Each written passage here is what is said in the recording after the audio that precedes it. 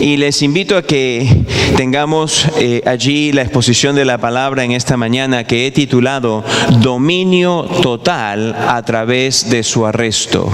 Dominio total a través de su arresto.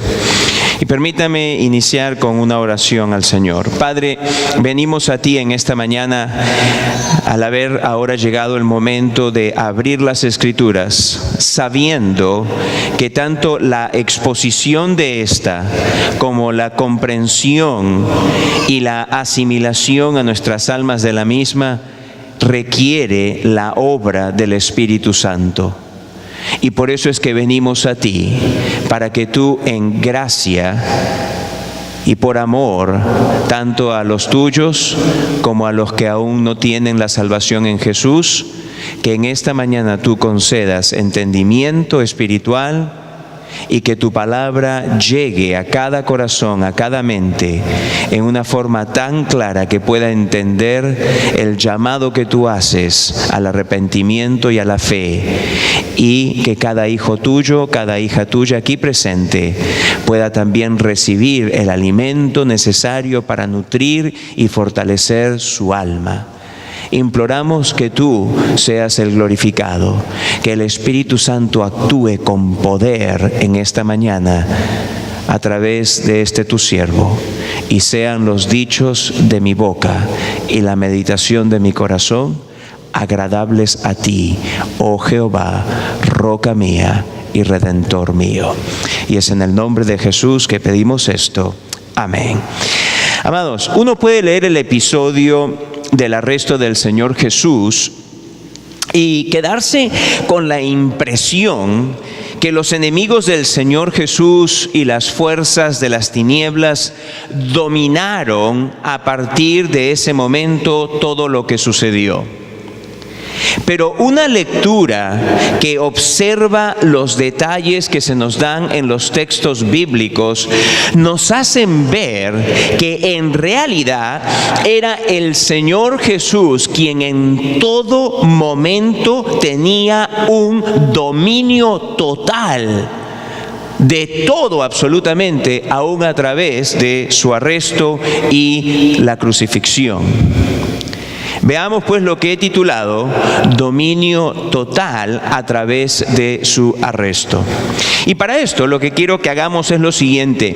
Quiero que tomemos unos minutos para leer las 4 versiones de este evento en los evangelios. Ya hemos leído el de Lucas y ahora vamos a proceder a leer el de Mateo, el de Marcos y el de Juan. Y luego de esto, luego que hayamos leído, esto fue lo que yo mismo hice, yo tomé mis notas, usted también puede ir tomando notas, porque van a ver ustedes en las lecturas que encontraremos detalles que menciona uno de los escritores de los evangelios que otro no lo menciona. Y lo que vamos a hacer es que luego de haber culminado la lectura de este episodio en los evangelios, vamos a reconstruir con la información provista por ellos, por los 4, vamos a reconstruir lo que tomó lugar aquella noche, tomando en cuenta los detalles que cada evangelista proporciona. Y mientras estamos haciendo esto, voy a estar mencionando algunas enseñanzas que a través del desarrollo de la exposición pues van a ir saliendo. Enseñanzas que estoy seguro van a ser preciosas para nuestras almas. Así que primeramente vamos al capítulo 26 del Evangelio según San Mateo. Capítulo 26. Y allí leamos el pasaje del arresto del Señor Jesús, empezando en el versículo 47. Dice así: mientras todavía hablaba, vino Judas, uno de los 12, y con él mucha gente con espadas y palos de parte de los principales sacerdotes y de los ancianos del pueblo. Y el que le entregaba les había dado señal diciendo: al que yo besare, ese es, prendedle. Y enseguida se acercó a Jesús y dijo: salve, maestro, y le besó. Y Jesús le dijo: amigo, ¿a qué vienes? Entonces se acercaron y echaron mano a Jesús y le prendieron. Pero uno de los que estaban con Jesús, extendiendo la mano, sacó su espada e hiriendo a un siervo del sumo sacerdote, le quitó la oreja. Entonces Jesús le dijo: vuelve tu espada a su lugar, porque todos los que tomen espada, a espada perecerán. ¿Acaso piensas que no puedo ahora orar a mi Padre y que Él no me daría más de 12 legiones de ángeles? Pero ¿cómo entonces se cumplirían las Escrituras de que es necesario que así se haga? En aquella hora dijo Jesús a la gente: ¿como contra un ladrón habéis salido con espadas y con palos para prenderme? Cada día me estaba con vosotros enseñando en el templo y no me prendisteis. Mas todo esto sucede para que se cumplan las Escrituras de los profetas. Entonces todos los discípulos, dejándole, huyeron. Vamos ahora al pasaje de San Marcos, al capítulo 14. Y allí vamos a encontrar en la narración que Marcos hace algunos detalles adicionales. Vamos a tener la lectura en versículos 43 hasta el 50.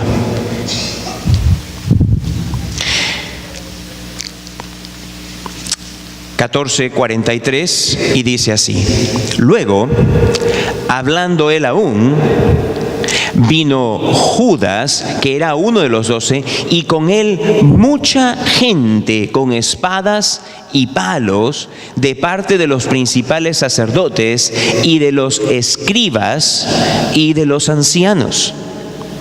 Y el que le entregaba les había dado señal diciendo: al que yo besare, ese es, prendedle y llevadle con seguridad. Y cuando vino, se acercó luego a él y le dijo: Maestro, Maestro, y le besó. Entonces ellos le echaron mano y le prendieron.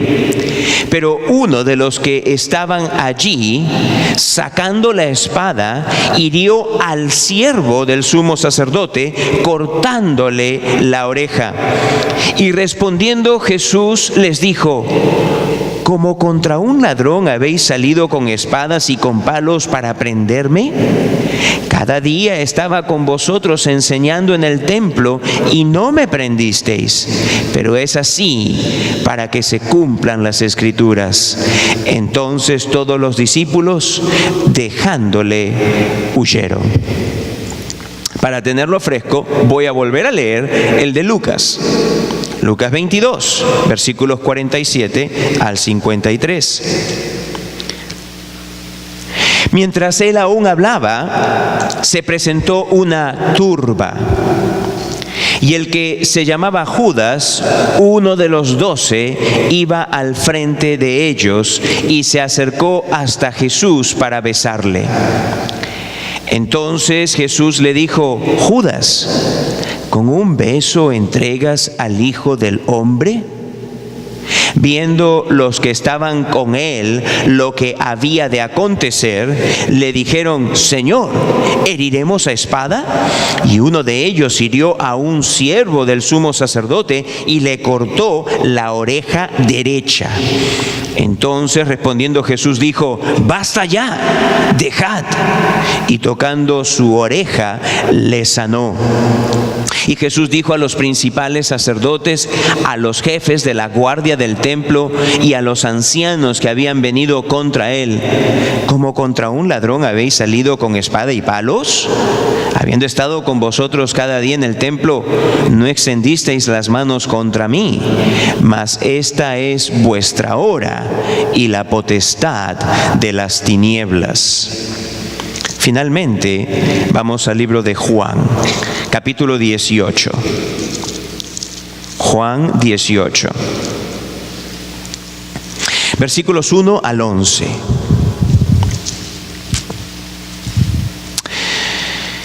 Y dice así: habiendo dicho Jesús estas cosas, salió con sus discípulos al otro lado del torrente de Cedrón, donde había un huerto, en el cual entró con sus discípulos.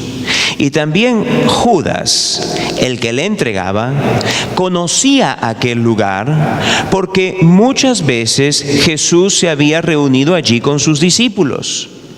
Judas, pues, tomando una compañía de soldados y alguaciles de los principales sacerdotes y de los fariseos, fue allí con linternas y antorchas y con armas. Pero Jesús, sabiendo todas las cosas que le habían de sobrevenir, se adelantó y les dijo: ¿a quién buscáis? Le respondieron: a Jesús Nazareno. Jesús les dijo: yo soy. Y estaba también con ellos Judas, el que le entregaba. Cuando les dijo: yo soy, retrocedieron y cayeron a tierra. Volvió pues a preguntarles: ¿a quién buscáis? Y ellos dijeron: a Jesús Nazareno. Respondió Jesús: os he dicho que yo soy.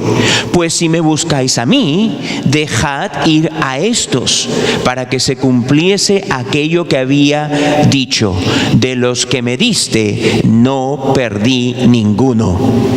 Entonces Simón Pedro, que tenía una espada, la desenvainó e hirió al siervo del sumo sacerdote y le cortó la oreja derecha, y el siervo se llamaba Malco.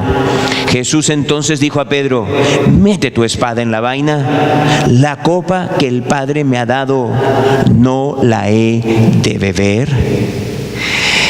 Poniendo los 4 textos es que nosotros podemos reconstruir los eventos que tomaron lugar durante el arresto del Señor Jesús. Y lo que quizá pudiese parecernos que, como lo que dice al final del texto en Lucas, que esa era la hora de ellos y de la potestad de las tinieblas, como que si ellos tuviesen el poder o el dominio, muy por el contrario, al nosotros juntar los detalles que encontramos en los 4 evangelios, más bien vemos que el que tenía el dominio total y completo de todo lo que estaba pasando era el Señor Jesús. Y tener esto presente, una vez más, es una enseñanza adicional. No es nueva, pero sin embargo una enseñanza que a todos nosotros a veces nos es difícil de aprender. Porque cuando las circunstancias se ponen a veces difíciles, nosotros muchas veces buscamos que darle solución humana a las cosas, no entendiendo muchas veces que Dios es el que siempre tiene el control, siempre, y que Él no está débil o es incapaz o le falta conocimiento de lo que está pasando, sino que Él hace las cosas conforme a su voluntad y para que encajen dentro de su plan soberano. Así que, como les dije, lo que vamos a hacer ahora es reconstruir la historia, ¿ok? Tomando los detalles que hemos leído, que han sido proporcionados por cada uno de los 4 evangelistas. Y la figura es espectacular. Tenemos que empezar con lo que Juan nos detalla, ¿de acuerdo? Judas tenía una idea, de acuerdo a lo que Juan nos dice, bastante informada de dónde es que el Señor se encontraría después de la cena. Juan nos dice pues que sabía que Jesús frecuentaba, cuando estaban en Jerusalén, frecuentaba el monte allí en Getsemaní, iban al huerto. Entonces él tenía de hecho por seguro, ya que Jerusalén no era la vivienda del Señor Jesús y muchas noches debieron haber acampado allí, dormido allí en el monte, los discípulos y el Señor, de que allí era de hecho donde él iba. Si, como mencioné en el mensaje anterior, Judas se le dijo que iban, o si esta era una idea, una opinión que él tenía, pues esta era bastante informada debido a la costumbre del Señor Jesús. Y él tenía pues entonces información interna acerca del grupo. Él se va cuando es despedido por el Señor Jesús y él va donde los líderes judíos y llega con esta información interna a ellos. Él sabía cuántos ellos eran. Él sabía que no portaban sino un par de armas consigo, solamente habían 2 personas. Sabemos ahora que Pedro es uno de los que tenía una espada. Había algún otro, probablemente algunos piensan Simón el celote. El hecho es que él tenía toda esta información y sabía que ellos no estaban en realidad preparados como para enfrentarse en una confrontación. Sí, habían algunos como Pedro impetuosos y bravucones, pero sabía que no tendrían defensa ninguna si es que venía pues un destacamento adecuado para la situación. Pero es interesante notar lo siguiente: Judas hace saber a las autoridades judías, a los alguaciles del templo y a todos los que estaban allí representando, y han sido mencionados los fariseos, han sido mencionados los sacerdotes, los principales sacerdotes, que significan los saduceos, han sido mencionados los escribas, es decir, toda la plana mayor de los líderes israelitas. Les hace saber a todos ellos que ellos necesitarían acercarse allí para arrestar a Jesús, pero que era necesario traer también una compañía de los romanos, en adición a los alguaciles del templo. Los alguaciles del templo deben ser entendidos como la policía que tenían los líderes judíos para mantener un orden en las inmediaciones del templo. Pero Judas les dice a ellos: no, los alguaciles no van a ser suficientes. Necesitamos traer una compañía de los romanos. La palabra compañía puede hablar de hasta 600 personas, de 600 soldados. Durante el tiempo de que se celebraba la Pascua, históricamente se sabe que los romanos que no tenían presencia tan numerosa en Jerusalén, por la fiesta y por la aglomeración que había en Jerusalén durante las fiestas, traían compañías romanas y estaban en el fuerte Antonia para que allí pudiesen ellos traer paz en cualquier momento que se levantase algún problema en Jerusalén. Leemos en el libro de los Hechos, en el capítulo 23, que por ejemplo cuando el apóstol Pablo se enteró de que había una confabulación para quitarle la vida, usó a su sobrino para llegar donde el tribuno, y el tribuno hizo que se forme una compañía que constaba de 470 soldados. Así que no es quizá hablar algo desmedido cuando se hable o se diga de que, por decir así, habían varias decenas de soldados, hasta quizá un número de 200 soldados romanos que acompañarían a los alguaciles y acompañarían a aquellos sacerdotes, escribas y fariseos que estuviesen allí. Pero ¿por qué pensaría esto Judas? ¿Por qué él pensaría de que era necesario traer toda esta gente? No creo que lo hizo por los discípulos, sino que Judas había visto todas las cosas que Jesús podía hacer. Indudablemente él pensó que sería necesaria la presencia de miembros élites del ejército más poderoso de aquel entonces, para que así pudiesen detener a Jesús en caso de que él tratase de escapar. Es por eso que uno de los evangelios nos dice que la instrucción de Judas en particular fue: y cuando le apresen, llévenle con cuidado, con mucha seguridad.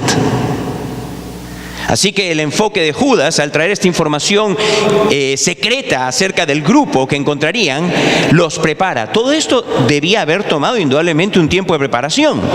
Preparar, porque recuerden, nadie sabía cuándo esto iba a tomar lugar.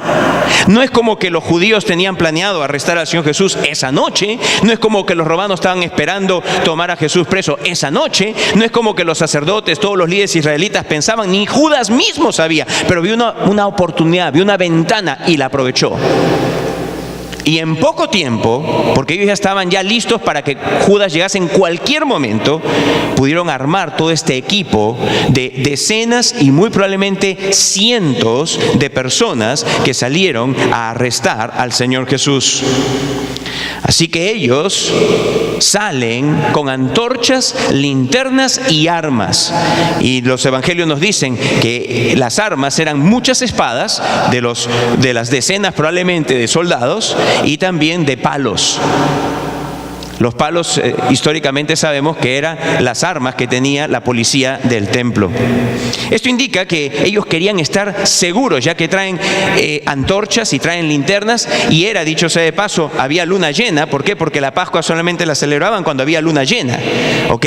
Pero debido al lugar, el Getsemaní, que estaba lleno de árboles o frutales o de árboles de aceitunas, de olivos, pues había una sombra, y aunque había luna llena, la sombra impediría que se pueda ver bien el rostro. Y entonces pues las linternas y las antorchas eran necesarias con la finalidad de poder ver con claridad, cosa que Jesús no se les escapase. Así que ellos querían que de ninguna forma Jesús se les fuese a escapar de las manos. Así que con toda esa preparación parte una turba compuesta de soldados romanos, los alguaciles o policía del templo, ancianos de los líderes, entre los líderes israelitas, sacerdotes, y todo esto, como les digo, debió haber sumado cientos de personas. Mientras se dirigían pues ellos al Getsemaní, eso estaba tomando lugar, el Señor, se recuerdan de lo que estuvimos viendo la semana pasada, había estado orando y había estado llamando a sus discípulos a que orasen junto con Él.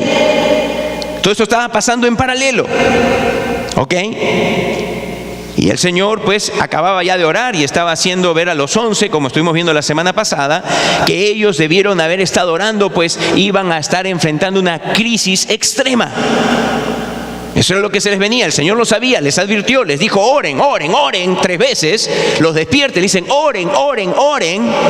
Pero ellos quedaban dormidos. Y mientras estaba aún hablando con ellos, como dicen los 3 evangelistas, las luces y las voces de la turba se empiezan a hacer notorias. Y el Señor entonces, de acuerdo a lo que nos dice Juan, toma la iniciativa de salir y de ser aquel que hable primero. Esto es asombroso. Esto es asombroso.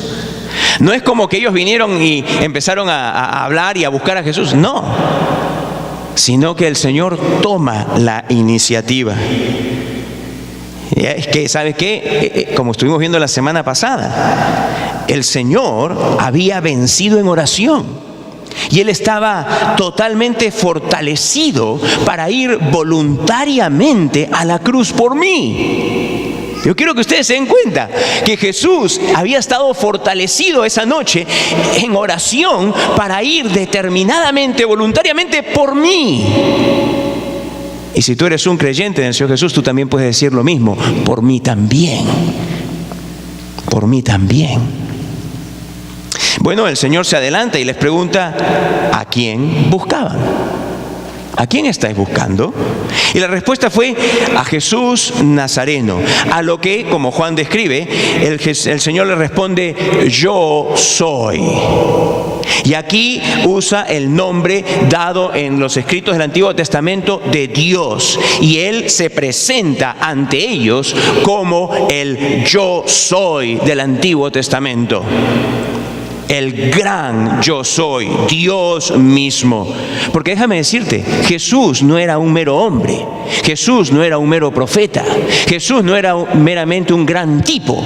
Jesús es Dios que se encarnó, Dios que vino a morir en una cruz por mí. Gloria a Dios, el gran yo soy fue el que vino, el gran yo soy. Así que el Señor responde dándoles el nombre de Dios mismo. Y ante esto, Judas y la gente, la turba, como lo menciona uno de los evangelistas, la turba que estaba junto con él, retrocede y cae al piso. Y es que ante una manifestación de aquel que es el gran yo soy, toda criatura cae al piso.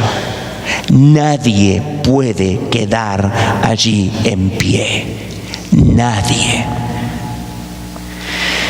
Qué instante de manifestación de soberana autoridad a la sola mención de su nombre. Yo me gozaba mientras cantábamos la última canción, porque hablaba acerca de cuán glorioso es el nombre del Señor Jesús.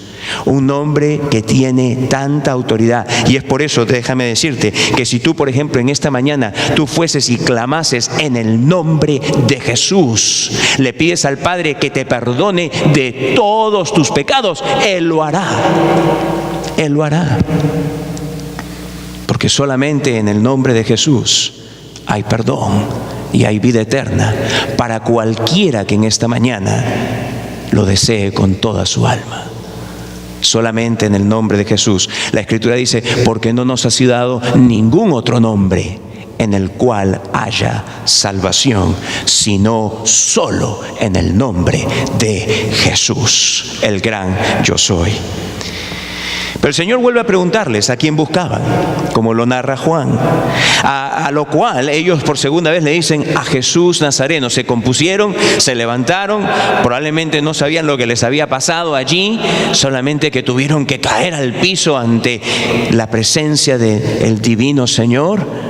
Pero ahora se componen y habiendo experimentado eso, no es como que uno se pone a pensar dentro de ellos y dice, ay caramba, ¿qué pasó aquí? No, el Señor dice, no, resueltos ellos, vienen y preguntan por segunda vez que ellos estaban buscando a Jesús Nazareno. Así que el Señor les dice, bueno, os he dicho, yo soy. Pero esta vez el Señor no lo dijo como una expresión de la grandeza de su ser, de lo magnífico, de lo glorioso de su ser divino, sino que ahora estaba haciendo el punto para protección de los discípulos. Porque inmediatamente Juan dice que cuando la segunda vez que le dijeron que buscaban a Jesús Nazareno, el Señor les dice, bueno, ya les he dicho, yo soy, por lo tanto, dejen ir a ellos. Dejen ir a ellos. Y es que el Señor Jesús, no sé si ustedes están ya viendo lo que Él hizo. Lo que Él hizo fue que Él buscó proteger a los discípulos para que se cumpla la Escritura, que en este caso fue grabada en la oración de Juan 17, donde dice, Padre, de los que me diste no perdí a ninguno, sino solamente Judas, que dicho sea de paso, no es que yo lo perdí, sino que había sido de él también anticipadamente dicho que él sería el traidor. Por lo tanto, no hubo ninguno que se perdiese. Y para asegurar eternamente a los 11 que estaban allí ante la crisis que iba a venir, el Señor Jesús dijo, bueno, yo soy, por lo tanto, déjenlos ir a todos ellos, para que se cumpla, dice específicamente Juan, lo que él había dicho antes acerca de ello, mientras estaba con ellos en la cena pascual. ¿Se da cuenta usted de algo, amado? La seguridad de la salvación que tenemos. No se trata de que tú y yo tenemos que estar preocupados viendo que cuidar la salvación como que si dependiese de nosotros el mantenernos salvos. Si en primer lugar, amados, nosotros no pudimos salvarnos a nosotros mismos, no pudimos obtener la salvación por nuestros esfuerzos o buenas obras, no pudimos obtenerlo por ser moralmente mejor que muchos, si nosotros no podemos acceder a la salvación por nuestros propios méritos, ¿usted piensa que Dios, habiendo concedido a usted y a mí la salvación, ahora la podemos mantener nosotros? Nosotros no podemos mantener lo que jamás pudimos lograr. La salvación es una concesión de gracia, es un regalo que Dios le da a todo aquel que se arrepiente y a todo aquel que pone su confianza en Jesús. Y una vez que te la dio por gracia, Él la mantiene por gracia. Es Él el que nos mantiene salvos. Como dice el libro de los Hebreos en el capítulo 7, en el versículo 25, que Él es nuestro gran sumo sacerdote que vive eternamente para interceder por nosotros, de forma que ninguno se pierda. Esta es una gran seguridad. Esto da gran confianza en el Señor. No lleva, como algunos piensan, a pensar en uno, bueno, si ya pues soy salvo, yo puedo pecar como me venga en gana. No. Pues total, si soy salvo. No, un pensamiento así de perverso jamás pasa por la mente que haya salido de un corazón renovado por la gracia de Dios? Será quizá el susurro satánico que viene y que quiere que tú quizá te desvíes, pero jamás habrá en el corazón de un redimido que nazca en su corazón el pensar tal cosa. Si por el contrario creemos que el Señor lo que quiere es nuestra santidad y queremos esa santidad. Así que es una seguridad enorme, es una seguridad certera la que el Señor Jesús nos da. Él es el poderoso que mantiene nuestras almas. Y lo vemos aquí cuando les dijo: ok, yo soy, os lo he dicho, a ellos déjenlos ir para que se cumpla de que ninguno de ellos se pierda. Y es en medio de esto, recién allí, es donde Judas entonces se acerca. Allí recién Judas se acerca al Señor, y como había quedado que les daría una señal para identificar al Señor de entre los discípulos, lo que él hace es que da un saludo fingido, como si fuese de respeto y afecto. Salve maestro, maestro, maestro. Y la idea es como que viene y como que abraza al Señor y Señor le da un beso. Como que está prestando la honra y honor y dignidad a su gran maestro. Pero todo como un acto de traición. ¿Qué traición? Y sabe, creo que lo que más me asombra no es la traición de Judas, pues ya se veía viniendo, ¿cierto? Y como sabemos la historia, entonces como que no me hace el shock. Los discípulos debieron haber estado en shock, ¿ok? Porque si había uno que era llamado el honesto, ese era el honesto Judas. ¿Ok? Todos ellos pensaban que el más honesto probablemente entre ellos era Judas, porque él tenía cuidado de la bolsa del dinero. ¿Y a qué persona, si no a una persona honesta, tú le vas a dar el cuidado de la bolsa de dinero? ¿Ok? Ellos debieron haber estado en shock.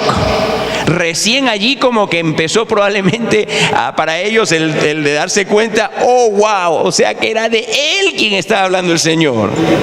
Recién allí en ese instante. Hasta ese momento ni les pasaba por acá.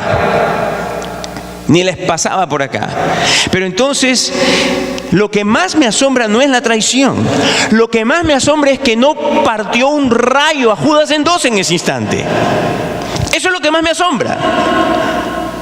Porque cuando veo la forma en la que Jesús reacciona, cuando observo lo que incluso como los evangelios lo presentan, es asombroso la mesura con la que se habla acerca de Judas. Déjeme decirle, no que Judas no está en el infierno, sí está en el infierno, ¿ok? Pero sin embargo, miren el trato del Señor Jesús para con este que estaba energizado por Satanás mismo. Pues la Escritura dice que Satanás entró en él. El Señor le dice: amigo, dice nuestra traducción. Pero la palabra en el idioma original, aunque se puede traducir amigo, la idea es más como cuando uno le habla a un extraño: hey amigo. No, porque ya para este entonces era claro y evidente que aunque Jesús se había ofrecido en amistad sincera a Judas, Judas en realidad no había retribuido en amistad sincera para con el Señor. Era evidente. Pero es como decirle, dice: hey hombre. Y aún en ello hay como un llamado a recapacitar. Hey hombre, ¿qué estás haciendo? Como dice uno de los evangelistas. Hey, con un beso estás entregando al Hijo del Hombre. ¿Qué llamado? Eso pienso que es lo que debió haber quedado en la mente de Judas, que eventualmente lo lleva a quitarse la vida. Porque hasta ese entonces toda su codicia por el dinero y todo el despecho que tenía. ¿Por qué? Porque las cosas no estaban saliendo como él pensó que iban a salir. Recuerden, los que hemos estado estudiando esto, traigan a memoria las enseñanzas acerca de lo que Judas esperaba. Y no solo Judas, algunos de los discípulos tampoco tenían las más nobles de las expectativas acerca del reino. Estaban esperando más bien una cierta honra y gloria terrenal para ellos también, Pero Judas tenía un corazón de diablo en realidad. Y lo único que estaba interesado era en el beneficio personal que él iba a tener. Y él estaba esperando, bueno, si ya se manifiesta el reino, indudablemente que voy a estar ahí en la alta clase del poder, y ahora sí voy a tener los chavos que estoy buscando, ahora sí voy a tener todo el dinero que estoy buscando y el poder y todo lo que viene acompañado de eso. Judas verdaderamente que estaba esperando eso. Y cuando ve como que Jesús empieza a hablar ya como un, diríamos en inglés, un loser, cuando habla ya como un compadre que, pero ¿dónde está acá? Un compadre así nos va a llevar a nosotros al poder. Cuando ve eso, Judas dice, I'm out of here. Yo de acá me voy, señores. Yo no voy a estar con este perdedor. Y entonces se encuentra que al menos para sacar algo, pues lo vende por 30 piezas de plata. Había despecho, había incredulidad, había hipocresía, había un cierto rencor para con el Señor. ¿Y sabe qué? Esto me habla a veces de cuán peligroso es para personas. Hay veces que los va a mantener separados de Dios cuando se dejan dominar por el rencor, cuando se dejan dominar por la incredulidad, cuando se dejan dominar por las cosas terrenas. Hay muchos quizás de los que están aquí presentes que justamente esas cosas los mantiene fuera de una relación con Dios. Porque no pueden perdonar, no pueden aceptar, no pueden hacer esto. Y mientras se mantienen así, se aferran a todas esas cosas en vez de agarrar y de buscar el perdón que Dios les puede dar. No seas tú uno de esos. No seas tú uno de esos. Y sigas el camino de Judas mismo. No seas tú uno de esos. Así que me sorprende en gran forma la respuesta del Señor. Y es aquí cuando ya a los ojos pues de los discípulos, ahora sí las cosas ya son claras. Viene Judas que no había estado, la gente allí, los soldados romanos, los alguaciles, de los sacerdotes, de los escribas, de los ancianos, de los fariseos, de los saduceos, están todos allí, espadas, palos, linternas, antorchas. Los discípulos ahora sí ya estaban abriendo los ojos, pero recuerden, no estaban preparados. No estaban preparados. El Señor les dijo, oren, oren, oren. Ahora, en el momento de la crisis, la respuesta de ellos iba a ser la errónea. No estaban preparados.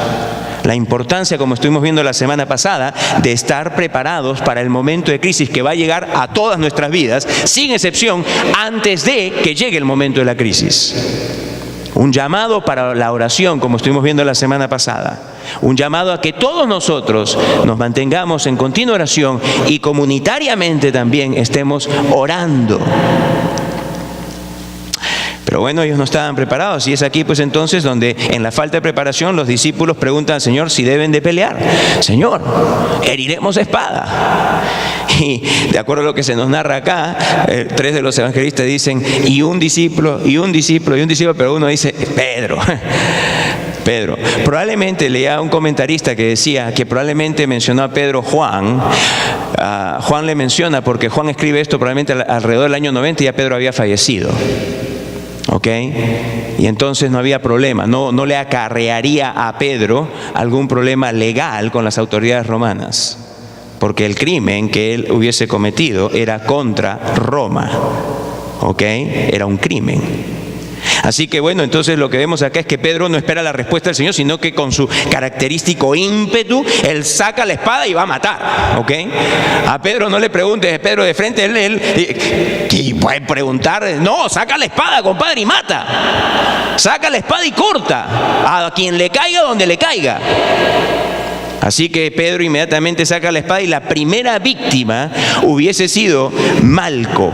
Malco, un hombre árabe que algunos lo mencionan como un siervo, pero un par de los evangelistas dicen el siervo del sumo sacerdote. Y al mencionarle por nombre, identificarlo, nos hace ver con más claridad de que este individuo había sido muy probablemente despachado con todo el grupo junto, con la finalidad y la encomienda de parte del sumo sacerdote de que alguien de confianza cercano a él le trajese el reporte de todo lo que estaba aconteciendo allí con todo detalle, una versión detallada del arresto. Y ahora no sabemos si fue que Malco hizo ¡guau! No, perdón, debió haber sido ¡guau! Porque le cortó la oreja derecha, dice. No fue para este lado, fue para este, ¿ok? Entonces no sé si es que él era ágil y ¡guau! Le escapó, o si es que era que Pedro, bueno, sí, pescador, chévere, pero portador de armas y para cortar cosas, un desastre. No sabemos cuál fue. La cosa es que solamente llega a cortarle. Uno dice, le quitó, no solamente le hizo un rasguño, no, le quitó, señores, la oreja. Le quitó. ¡Pah! Se fue la oreja. Se le cayó. Inmediatamente, y por el bienestar y seguridad de los discípulos, el Señor le dice a todos: ¡hey! ¡Paren esto! ¡Basta ya! ¡Basta de esto! Oh, el Señor sabía que acá todo lo que Él había estado diciendo, todo lo que le había dicho, miren, ok, me están buscando a mí, ok, déjenlo ir a ellos, que ahorita todo se podía venir a ruina. Porque ya ese era un ataque, ya era una confrontación, ya había una respuesta armada de parte de los discípulos. Y en este caso, pues inmediatamente Roma, con todo su ejército élite allí, hubiese puesto el pie bien puesto para parar tal acto. Así que el Señor le dice que se detengan, que no peleen, pues si ellos llegasen a matar, como dice Mateo, si ellos llegasen a matar a alguien, ellos serían reos de muerte. Y con esto, el Señor Jesús, dicho sea de paso, ratifica algo que desde el libro de Génesis se nos enseña: que la pena capital es algo que Dios ha dado a los gobiernos para ejecutar. Y los gobiernos que dicen que no debe haber pena capital porque se creen más santos que Dios mismo, ¿ok?, están trayendo un mal enorme a la sociedad. En mi viaje a Perú, una de las preguntas comunes que me hacían los taxistas, y estuve en muchos taxis en estos días, me decían: y señor, ¿usted qué piensa acerca de cuál es la cosa más importante que el nuevo gobernante peruano debe de hacer en la sociedad? Y bueno, yo les decía algunas cosas, y varios de ellos me decían: pero señor, quizá lo más importante sea la parte de la seguridad en la nación, porque esto es un desastre. El crimen con impunidad está avanzando. Señores, en el Perú en este momento, ¿sabe cuánto cuesta una vida? 500 soles. 500 soles, que equivale a aproximadamente $150, porque han venido sicarios de otros países, y hay sicarios del mismo Perú, que tú tienes, que alguien te miró mal y te cayó y le tienes cólera y envidia, pagas a un sicario 500 soles, $150 y va y lo mata. Eso es cuánto vale una vida en el Perú en este instante. 500 soles. Y los sicarios están que abundan. Es la profesión, creo, que está teniendo más crecimiento en el Perú en este instante. Y entonces yo le decía: sí, pero ¿sabe qué? Es que el gobierno tiene la culpa. Y me dice: bueno, sí, claro, tienen la culpa porque ellos lo que hacen es que pasa esto, pasa eso. No, le digo: ¿sabes por qué tienen la culpa? Porque ellos no quieren imponer la pena de muerte. Pero señor, usted sí que es radical. Le digo: no es que yo sea radical. Le digo: la Biblia misma dice que los gobiernos han sido dados autoridad por Dios y que hay momentos en que hay ofensas, hay crímenes que necesita quitársele la vida al ofensor. Y cuando empezaba a explicarle el raciocinio detrás de ello, no podían negar la sabiduría divina, no humana, porque esto es sabiduría divina, acerca de que en algunos casos es necesario la ejecución de la pena de muerte. Y el Señor Jesús acá, cuando le dice a Pedro, era algo obvio. Han habido otras sociedades que han entendido eso con mucha claridad. Los gobiernos básicamente solamente se están guardando el derecho de la pena capital en traición contra la patria, pero no en crímenes, cuando debiese ser, como dice la ley de Dios en realidad, de que hay momentos en los que se debe de ejecutar la pena capital. Así que el Señor Jesús, dando esto en forma indirecta, está validando que lo que dejó dicho en Génesis a través de Noé, en ese pacto noaico que dio con toda la humanidad, le dio como regalo a la humanidad, dentro de la institución del gobierno, el que el gobierno sea el agente de Dios, como dice y ratifica el apóstol Pablo con toda claridad en Romanos 13, de que la gente es el agente de Dios, el gobierno, que lleva la espada de Dios para castigar al que hace lo malo. Y como les he dicho antes, con la espada tú no le das en el rabo: malo, malo, malo. No. ¿Ok? Con la espada tú cortas vida. Es algo que Dios les ha dado a los gobernantes como autoridad. Bueno, Pero en adición a lo que el Señor Jesús les dice a los discípulos, oye, tengan cuidado porque si ustedes se meten allí en estas cosas armadas, ustedes van a ser sujetos a crímenes. Con ello también el Señor está diciendo que el cristianismo de Jesucristo, el cristianismo bíblico, el verdadero cristianismo, jamás hace uso de la violencia para ver que propagar el cristianismo. Jamás. El cristianismo que Jesucristo ha dejado aquí jamás hace uso de la violencia para ver que propagar el evangelio. Jamás. Esto es algo que debiese de hacer pensar a muchos cuando se escucha que protestantes están atacando a católicos y protestantes, como sucede por ejemplo en Irlanda del Norte. Están actuando en una forma, el uno y el otro, totalmente contrario a todas las enseñanzas bíblicas. O por ejemplo decir que puede haber una guerra santa, como algunos convencieron a otros durante la edad medieval, como para que hagan cruzadas. Totalmente fuera de lo que la Escritura enseña. Pero hay una tercera enseñanza que uno puede sacar de todo esto, y es que el Señor Jesús les hace ver a ellos lo siguiente. En uno de los evangelios se menciona que el Señor Jesús le hace una pregunta a Pedro y a todos, y a nosotros también, y es que el Señor Jesús les llama la atención y les dice, haciéndoles ver que ellos están actuando como si creyesen, como si pensasen que el Señor Jesús no tiene suficiente poder. A eso es a lo que iba todo. Como que si el Señor Jesús está carente de poder, que es incapaz, impotente. Y así hay veces no pensamos nosotros. ¿Dónde estaba Dios? ¿Cómo pudo haber permitido que pase esto? ¡Caramba! Cada vez que hablamos así, estamos nosotros diciendo, Dios, tú no eres potente, tú no tienes poder, eres incapaz. Porque el pensamiento, que no es lógico ni razonable con las Escrituras, pero el pensamiento humano lleva a pensar de que Dios actúa siempre mostrando poder, y si no lo hace, entonces porque Él no tiene el poder, que Él no es capaz. Eso es un pensamiento erróneo. Y acá el Señor Jesús se lo aclara, y para ellos y para nosotros también, para que nos quede bien claro, y les llama la atención y le dicen, oye, ustedes están actuando de esta forma como creyendo que si yo no tengo poder o que no soy capaz, pero les hace una pregunta y le dice, ¿qué cosa creen ustedes? ¿Que yo acaso no puedo ir ahora mismo, orar al Padre, y que el Padre me enviaría a mí 12 legiones de ángeles? Una legión tenía 6,000 soldados. 12 legiones de ángeles, 12 por 6 son 72,000 ángeles. En 2 Reyes, el capítulo 19, el versículo 35, se dice de que un ángel de Jehová eliminó en un instante 185,000 soldados recontra bien armados y los dejó desparramados en el campo donde ellos estaban. Señores, el punto es el siguiente. Le dice a ellos, se los recuerda, y a nosotros también. ¿Es que acaso ustedes creen que yo no tengo poder? Por favor, no se confundan. Yo tengo absolutamente todo poder. Pero la razón por la cual no ejecuto mi poder es porque entonces, ¿cómo? Dice el Señor Jesús, ¿se acuerda la narración que hemos estado leyendo? ¿Cómo entonces se cumpliría lo que las Escrituras dicen? ¿Cómo se llevaría a cabo entonces la voluntad de Dios? Así que ciertamente no se trata, amados, de incapacidad, de falta de poder, sino que el Señor hace las cosas para que se cumpla su voluntad, para que se cumplan las Escrituras. Y esto, amados, es una lección que todos necesitamos aprender.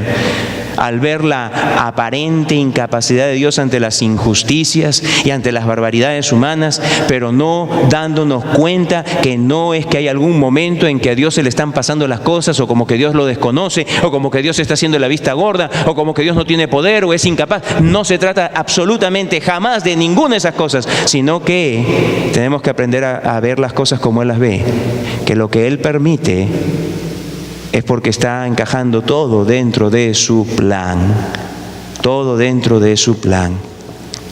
Así que el Señor, para evitar de que pueda haber algún tipo de ramificaciones legales y que ponga en riesgo el bienestar de los discípulos, no solamente físicamente que les quiten la vida, sino también espiritualmente, es que el Señor toma la oreja. Bueno, no se nos dice que toma la oreja. Probablemente le creó una nueva oreja ahí mismo. No lo sé. Si hizo que le salga otra oreja, esta es cirugía plástica del más alto grado, déjeme decirle. No le quedó ni una huella, ¿ok? O tomó la oreja y ¡pa!, se la puso, o simplemente le puso la mano y estaba ahí la oreja. No nos debe llamar la atención nada de estas cosas, amados. Es decir, el Señor ya había hecho cosas así, creando absolutamente de la nada pescados y pan, cocidos, listos para comer, sin necesidad de microondas para calentarlo. Quizás hasta humito les estaba saliendo al pan y al pescadito frito. Y hablando de pescado que está allá afuera, caramba. Bueno, así que no nos debe de llamar la atención para nada. No nos debe llamar la atención para nada estas cosas. Pero sin embargo, es digno notar que ante a pesar de haber habido este despliegue poderoso de autoridad y de poder y de gracia, ¿ok?, ninguno se arrepintió. Ninguno de la turba, de los probablemente cientos, ninguno dijo: ah, caramba, pero un momento, ¿qué está pasando aquí? ¿Quién es este hombre? Ninguno se arrepintió. ¿Y sabe qué? Lamentablemente tal es la dureza del corazón humano. ¿Quién, ante todas las evidencias que la razón puede pensar, analizar y que no puede negar, ¿ok? Ojo, ante todas las evidencias que la mente humana no puede ni siquiera negar, el corazón del hombre es el que, como dice la Escritura, es perverso y engañoso. Es duro como un diamante. Y ante toda la evidencia del mundo, jamás se quebranta delante de Dios, si no es por un acto de la gracia divina. Un acto de la gracia divina. Pero así de duro es. Aunque Dios anda desparramando evidencia tras evidencia a través de la creación, la Escritura dice que los cielos cuentan la gloria de Dios. Allí hay gente de educación con títulos de maestría y doctorado en las mejores universidades de Estados Unidos y de Europa y de todos los lugares del mundo, que dicen: Dios no existe. La evolución es la explicación de nuestra existencia. ¡Bravo! ¡Bravo! Y todo el mundo ha de quitarse el sombrero ante estas grandes eminencias. La Escritura dice que no es sino la mayor necedad cuando una persona dice: no hay Dios. Ahora déjeme decirle, son necios con títulos, pero igualmente son necios. No lo digo yo por si acaso, lo dice Dios, ¿ok? Pero son necios. Y ¿sabe? Déjeme decirle, aún para ellos hay esperanza. Aún para ellos hay esperanza. ¿Y sabes cómo lo sé? Porque myself and I, era así de necio. Cuando salí de la escuela católica, salí después de tomar mi curso de filosofía pensando que quizá Dios no existe, ¿ah? Fueron 2 cursos los que me llevaron a pensar que Dios no existía: filosofía y religión.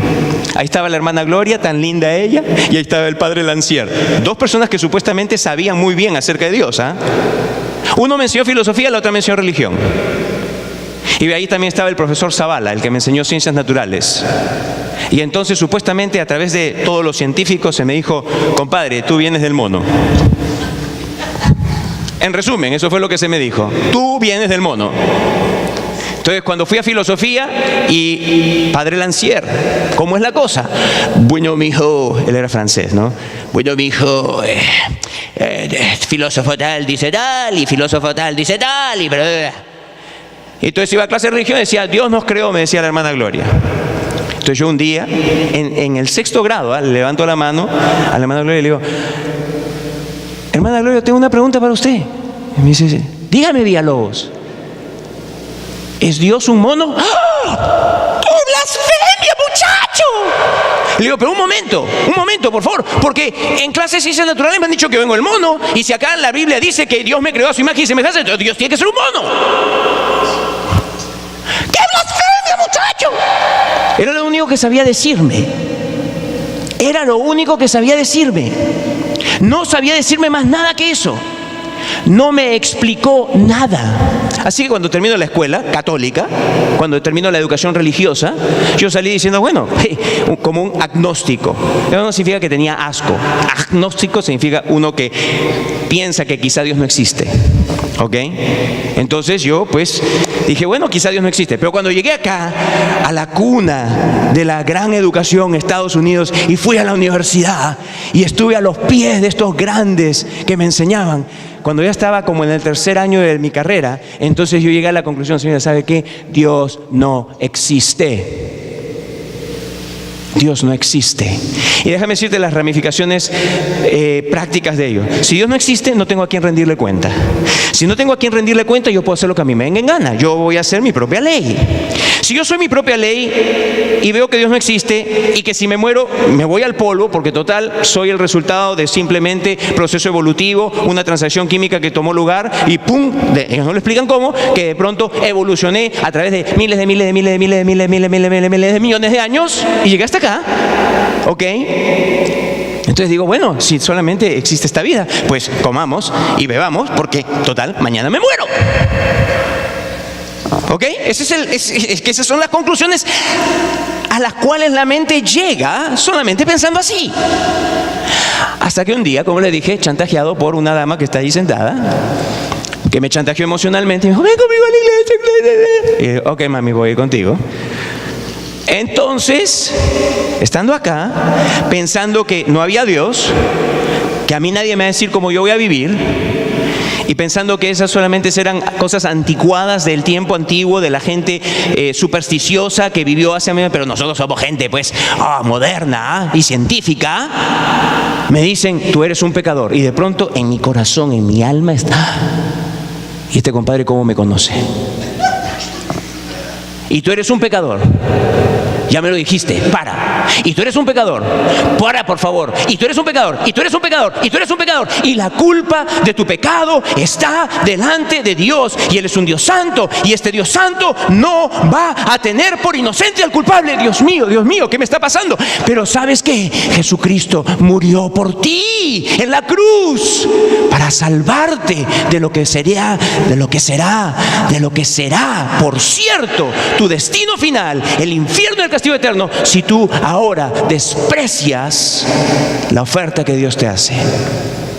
Mire, y Dios sabe cómo hacer las cosas, definitivamente. No todas las salvaciones son iguales, déjeme decirle. Si usted está esperando experimentar una conversión como la mía, se va a quedar esperando todo el rato, ¿ok? Porque no todas las salvaciones son iguales, ¿ok? No todas son iguales. Pero yo sé y le agradezco a Dios que Dios, como lo he dicho antes, Él me puso a mí entre la espada y la pared, porque Él no iba a permitir que yo me fuese, como algunos hacen, que agarran y dicen, bueno, déjame pensarlo. No, a mí Dios no me dio esa oportunidad, a mí Dios no me dijo, bueno, ¿sabes qué? Jesús, piénsalo, y si recapacitas, ven. No, a mí me dijo, compadres, ahora o nunca. El día de la decisión está aquí hoy. Y doy gracias a Dios que me la puso así en blanco y negro y que me hizo saber que era o ahora o nunca. Porque si me hubiese dicho o si se me hubiese permitido pensarlo, no estaría aquí. Estoy convencido que no estaría aquí. Pero por los planes soberanos de Dios, su elección eterna y su momento, era su momento, no el mío. Aunque creía que Dios no existía y quería vivir como me diese en gana, y aunque había solamente venido para cumplir con mi madre, Dios tenía otro plan. Y me hace pensar acerca de ti, tú que estás aquí. Yo no sé la razón que te ha Dios traído aquí, o sea, qué es lo que humanamente utilizó para traerte hoy aquí, pero una cosa sí sé, y es que no estás aquí por casualidad. Y quizá lo que en esta mañana tú necesitas es justamente la salvación que Dios te quiere dar. Y por eso es que Dios te ha permitido venir hasta aquí. No seas como aquellos que dicen, ya, ok, después te escucho, y se van. Más bien procede hoy a arrepentirte y a poner tu fe solo en Jesús. Así que mira, el Señor desparramó su poder, pero nadie se arrepintió, porque así de duro es el corazón. Pero Dios está llamando hoy, tu corazón no sea así de duro. Más bien, quebrántate delante de Dios, pídele que te perdone y Él lo hará. Y el episodio, pues, es cerrado por los evangelistas en la confrontación que el Señor Jesús hace a ellos, haciéndoles ver que ellos estaban actuando injustamente y sin razón válida para apresarle, como que si él fuese un ladrón o algún agitador político. Y les dice esto haciéndoles una pregunta. Les dice, oye, señores, un momento, vamos a dejar acá algo bien en claro por si acaso. Y ¿sabe qué? Esto debiese escuclarle a la gente del History Channel. Yo no entiendo cómo el History Channel con todas sus eminencias viene y dice, no, Jesús era un agitador. Gente necia, de verdad. No quiere escuchar el testimonio bíblico. Jesús dijo, ¿qué piensan ustedes que soy yo? O sea, ¿por qué crimen es que ustedes me están arrestando? ¿Por cuál de los crímenes? ¿Soy un ladrón? ¿Para que vengan conmigo con espada y con palos? ¿Para que me hayan traído una guardia romana? ¿Para que me hayan traído los alguaciles? ¿Para que esté acá toda esta gente? ¿Soy yo un ladrón? En otra de las versiones dice, ¿soy yo un agitador? Porque él sabía cuál era la trama que ellos tenían acerca de acusarle de que él era un agitador político. ¿Soy un agitador? Y la pregunta es hecha para que quede muy en claro para cualquiera. Jesús no fue ni un agitador, ni ningún ladrón, ni ningún hablador, ni ningún parlanchín, un charlatán. No, Jesús era el Hijo de Dios y es el Hijo de Dios que vino a morir por mí. Ese es Jesús. Ante todo esto, pues, los discípulos huyeron, porque ellos no pudieron responderle. Dijeron, ok, si yo soy un criminal, ¿por qué no me arrestaron antes? A plena luz del día. ¿Por qué no me arrestaron cuando estuve ahí hablando públicamente en el templo? Si ustedes están actuando como si yo fuese un criminal, ¿por qué no me arrestaron por mi crimen a plena luz del día? Pero ninguno de ellos pues podía decir, no, fue por este crimen, porque todos ellos estaban actuando por un corazón duro de incredulidad. Ante todo esto, pues, los discípulos huyen. Cuando ven esto, como habíamos visto, acá vemos el triste fracaso temporal de parte de los discípulos. ¿Por qué? Por no haber, ¿qué? Orado. Dice, todos la abandonaron. Todos la abandonaron. Finalmente, el Señor, pues, les dice que ellos, Judas y la turba y las huestes de maldad de Satanás, de acuerdo a lo que Lucas dice, y cierro con esta parte de Lucas, solo podían hacer estas cosas porque Dios les había dado permiso. Solamente podían haber hecho todo eso porque Dios se los permitió. Todo en realidad, amados, estaba bajo el control soberano de nuestro Dios, para que las Escrituras acerca de la muerte del inocente Hijo de Dios en la cruz fuese para salvar sus escogidos. Dios, pues, permitió esto. Amados, esto es dominio total aún a través de su arresto. Padre, venimos a ti para darte las gracias por tu palabra. Para darte las gracias, Señor, que a través aún de este episodio que quizá a primera luz pudiese parecer que las fuerzas de las tinieblas y aquellos que eran tus enemigos eran los que estaban en control, en dominio, que ellos estaban venciendo. En realidad, si simplemente leemos y observamos lo que tu palabra nos dice, vemos que era todo lo contrario. Ellos estaban actuando por el permiso que tú les habías dado. Qué bueno es recordarnos, Señor, de que Satanás no puede mover ni un dedo contra los tuyos si tú no le das primero permiso. Qué bueno es saber, Señor, que todas nuestras circunstancias, todas están bajo tu conocimiento, bajo tu control, y que aun cuando estas circunstancias que a veces llegan al punto crítico y agudo y que nos llevan a angustiarnos, que estas circunstancias son todas bajo tu control. Y que si a través de ellas, Señor, hay un periodo de tiempo que duran estas circunstancias, jamás pase por nuestras mentes que tú no tienes poder o eres apático o quizá desconoces lo que nos está pasando. Gracias te damos, Señor. Nos quedamos maravillados ante quien tú eres, ante el despliegue majestuoso de poder y autoridad. Oh, tantas cosas que hemos visto en esta mañana. Nos postramos pues y te adoramos por quien tú eres.